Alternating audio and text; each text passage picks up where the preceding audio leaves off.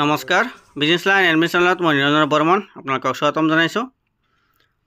এইটো দেখাইছে AI চিষ্টেমটো মানে চিমেণ্টটো ফুচিং কৰা হৈছে। এইটো মই বেলেগৰ পৰা ভিডিঅ' এটা কালেক্ট কৰি আপোনালোকক দেখুৱাই আছোঁ। এইটো মই ভিডিঅ' কৰিব পৰা নাই, ৰাতি হৈ গৈছিল বহুত, আৰু বহুতে আগৰ ভিডিঅ'টো চাই প্ৰশ্ন কৰি আছে যে ক'ত পায়, কিমান টকা লয়।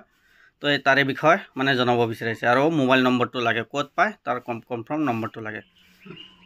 তো মোৰ ঘৰ হৈছে কামৰূপ জিলা বকো। তো এইবিলাকো খাহী কৰা হৈছে, এইবিলাক AI কৰা আছিল। এইখিনি জাতটো হৈছে ৰাণী।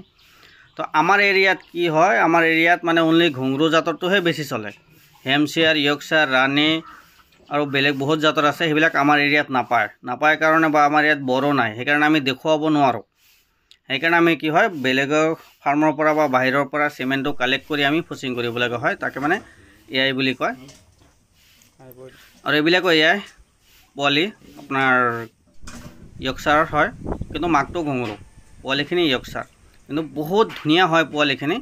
মানে বেলেগ জাতটো ক্ৰছ কৰালে বহুত ধুনীয়া হয়। এইটো ক্ৰছ কৰা বুলি AI চিষ্টেম মানে সেইটো ক্ৰছ কৰা বুলিও মানে ক'ব পাৰি, বা কিছুমানে F1 পোৱালি কয়, F1 বুলিও ক'ব পাৰি। সেই একে হয়, মানে বৰটো দেখালে আমি বৰটো দেখাই দিওঁ, আৰু নহ'লে নৰ্মেলি আমি বাহিৰৰ পৰা কালেক্ট কৰি তাক সেইটোকে মানে কৃত্ৰিম প্ৰজনন বা AI চিষ্টেম বুলি সেইটো কয়।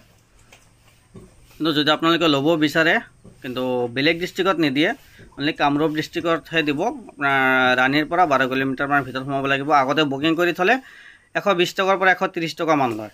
কিন্তু এইবাৰৰ যিখিনি চিমেণ্ট, এইবাৰৰ চিমেণ্টৰ পৰা তো প্ৰায় 15ৰ পৰা 20টামানহে পেকেট বনায়। সেই পেকেটখিনি লৈ আৰু মানে ফুচিং কৰিবলগীয়া হয়, 15ৰ পৰা 20টা এইবাৰৰ চিমেণ্ট কালেক্ট কৰি। আৰু বন্ধুসকল, আমাৰ লগত টাৰ্কি, চীনা চৰাই, বহু ধৰণৰ কুকুৰা চৰাই আছে, পাৰ চৰাই আছে বহু ধৰণৰ। তো ভিডিঅ'ৰ লাষ্টত পাৰ চৰাই আছে, সম্পূৰ্ণ চাব ভিডিঅ'টো।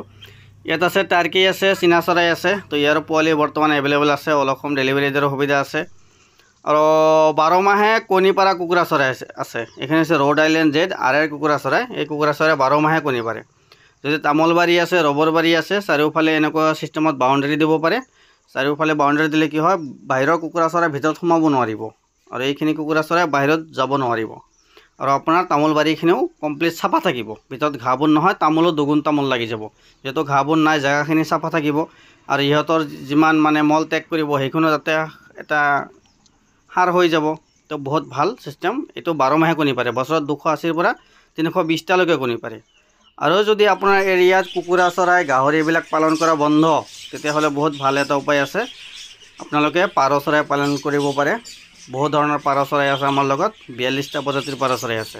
তো পাৰ চৰাই কোনো এৰিয়াত, নামঘৰ হওক, মন্দিৰ হওক, কোনো এৰিয়াত মানে বাধন নাই যে পাৰ চৰাই পালন কৰিব নোৱাৰে।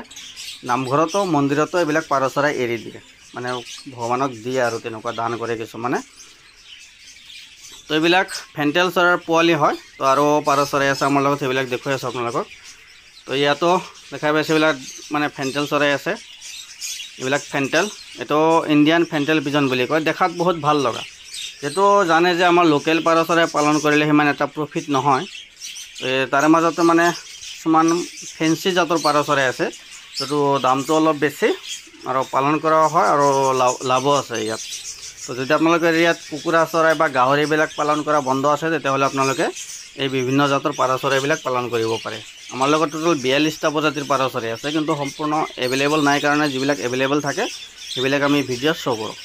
তো বৰ্তমান ফেণ্টেল চৰাইবিলাক এভেইলেবল আছে। তো মোৰ ঘৰটো হৈছে কামৰূপ জিলা বকো, মালিবাৰী সত্ৰ। কামৰূপ জিলা বকোৰ পৰা 40 কিলোমিটাৰ হয়, আৰু গোৱালপাৰা জিলা ধূপধাৰৰ পৰা 12 কিলোমিটাৰ।